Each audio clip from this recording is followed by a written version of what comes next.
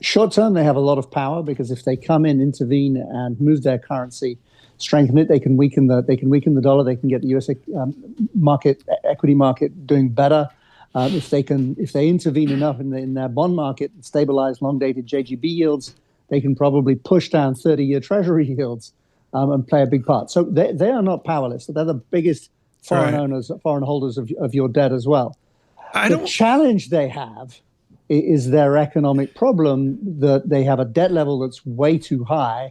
And if they try to solve that by coming in with really tight fiscal policies, cutting spending, raising taxes, and give themselves even less growth, they'll never escape it.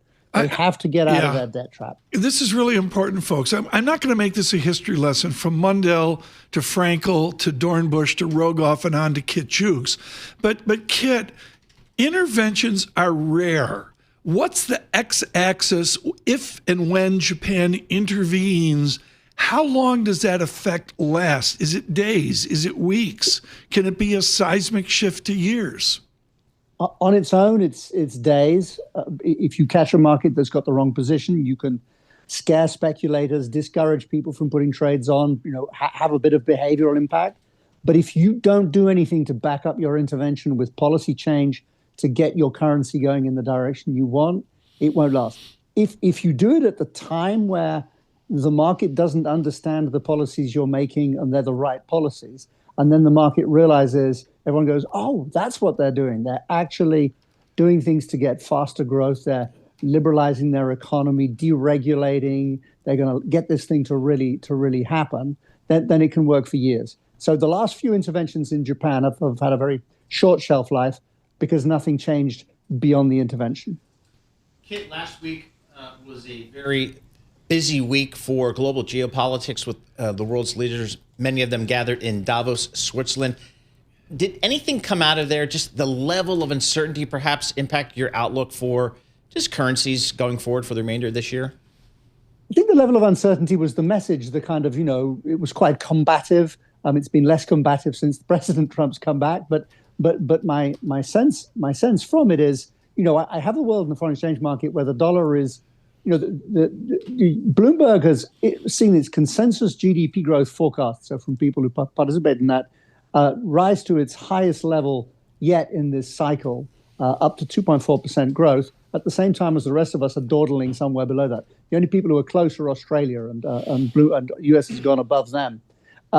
It's very unusual to have people revising the US economy forecasts higher and higher, and the market selling the dollar like this. But they're doing it in the sense that despite this strong growth, we're not going to see tighter fiscal policy. We're not going to switch the fiscal monetary policy mix to get a weaker currency. The US is just going to cut rates because it's going to cut rates. And that's not a very stable kind of place for the market to be. And that's the uncertainty that came out. And weirdly, in the past, uncertainty might have helped the dollar. Now, clearly, it isn't. Interesting. Kids, we had President Trump came into office this second term stating that he and his administration wanted a weaker dollar. Looks like they're getting their wish here. How do you think about the dollar here going forward?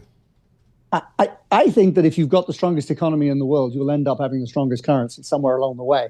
So I'm with your very wise previous guest. Actually, I think that was it. I think we can have a weak dollar through the first half of this year. We have forecasts of 120 Q1, Q2 for euro dollar. I kind of thought that was mad on January the 1st and didn't change them because I'm too lazy. I'm quite keen on that now. I think we can stay at these sort of higher levels than this for a while. Right. I think the dollar is going to be stronger by Christmas unless the U.S. economy slows down a lot, and that'll only happen if there's something goes wrong in the equity market. Can't see that yet. There's a money statement for you right there, folks, on dollar strength end of the year.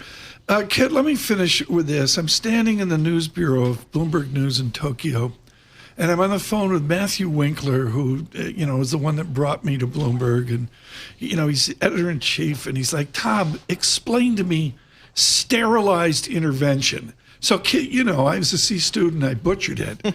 But my basic idea here is none of this works without this fancy phrase back to Krugman and Opsfeld called sterilize. And if you intervene, you have to go over to your bond market and make adjustments.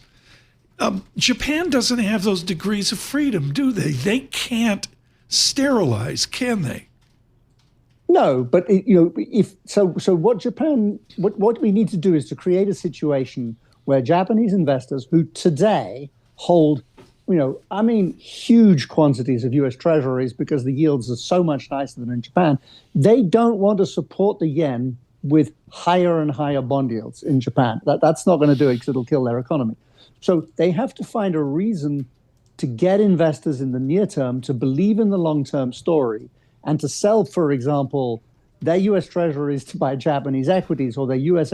Treasuries to buy some Japanese short-term, not really super long-dated bonds necessarily, but to believe in the policy changes they're making and get money to move. It's a tall order. They've got a new government that's going to try to do it, but that's what it'll take.